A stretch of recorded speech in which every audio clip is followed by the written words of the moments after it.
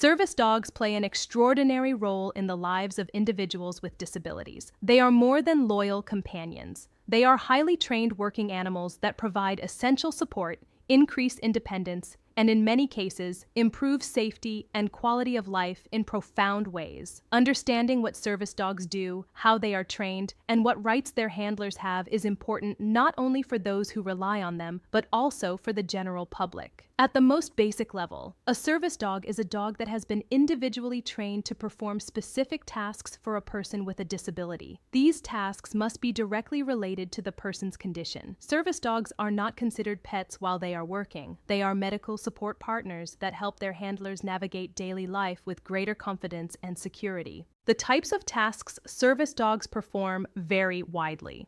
Guide dogs assist individuals who are blind or have low vision by helping them navigate obstacles, stop at curbs, and move safely through crowded spaces. Hearing dogs alert people who are deaf or hard of hearing to important sounds such as alarms, doorbells, or someone calling their name. Mobility assistance dogs support individuals with physical disabilities. They may retrieve dropped items, open doors, press elevator buttons, provide balance support while walking, or help with transfers. For someone who uses a wheelchair, a service dog can assist with pulling the chair short distances or bringing needed objects within reach. Medical alert service dogs are trained to detect subtle changes in a person's body chemistry or behavior. Diabetic alert dogs can sense shifts in blood sugar levels and warn their handler before levels become dangerous. Seizure alert dogs may signal the onset of a seizure, giving the person time to move to a safe location. Other dogs are trained to detect severe allergic reactions or changes related to certain medical conditions. Psychiatric service dogs are also an important category. These dogs assist individuals living with conditions such as post-traumatic stress disorder, severe anxiety disorders, or other psychiatric disabilities. They may interrupt panic attacks, provide deep pressure therapy,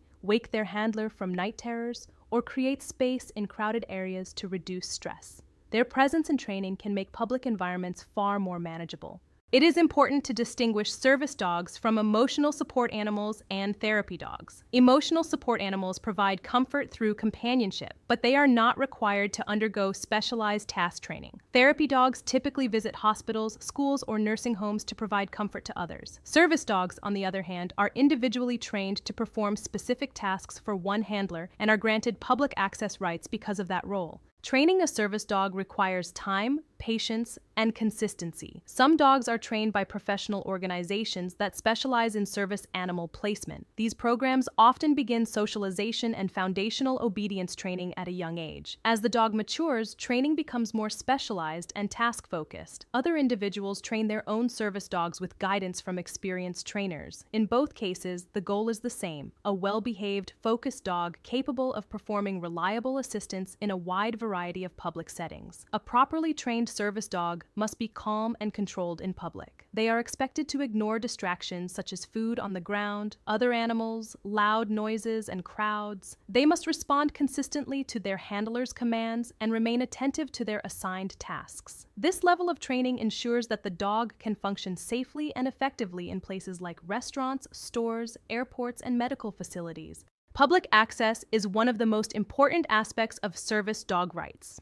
Individuals with disabilities are generally allowed to bring their service dogs into most public spaces where the public is permitted. Businesses may ask limited questions if the need for the dog is not obvious. Typically, they may ask whether the dog is required because of a disability and what tasks the dog has been trained to perform. They cannot request medical documentation or demand special identification for the dog. Understanding these rights helps prevent misunderstandings and discrimination.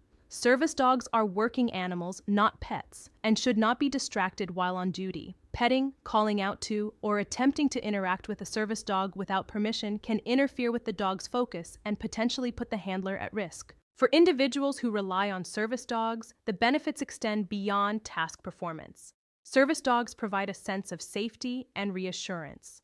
Knowing that a trained partner is constantly monitoring for changes, obstacles, or potential medical events can significantly reduce anxiety. This sense of security often encourages greater independence and participation in daily activities. Service dogs can also help reduce social isolation. Navigating public spaces with a disability can sometimes feel overwhelming. A service dog provides both practical assistance and emotional stability, making it easier to attend social gatherings, run errands, or travel. Over time, this increased engagement can improve overall well-being. There are financial and time commitments associated with obtaining and maintaining a service dog. Professional training programs can be costly due to the extensive time and resources involved. Even for those who train their own dogs, there are expenses related to veterinary care, food, equipment, and ongoing training. Despite these costs, many handlers consider the benefits invaluable. In addition to a service dog, individuals with mobility challenges may use other accessibility tools to support independence. For example, a disability parking permit can reduce the physical strain of long distances in parking lots. When combined with a trained service dog, these accommodations create a more manageable and inclusive experience in public spaces.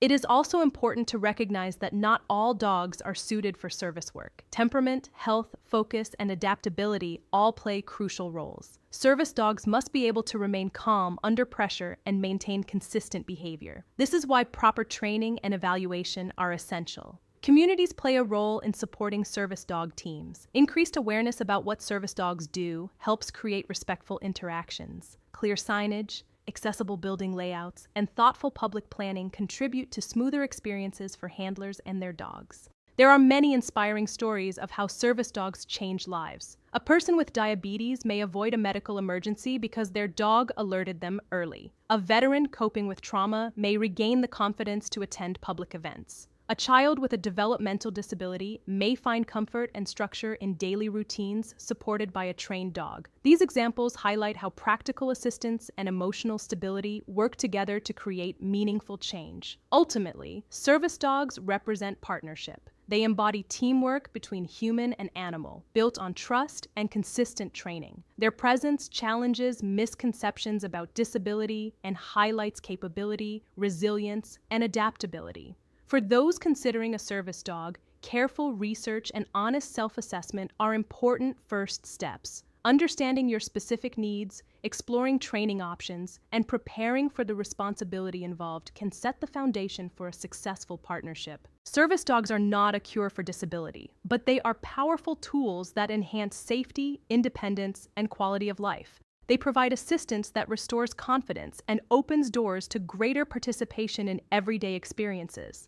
By learning more about service dogs and respecting their role, communities can help ensure that individuals who rely on them are supported and included. These remarkable animals are not simply companions. They are skilled professionals in fur, working every day to help their handlers live fuller, safer, and more independent lives.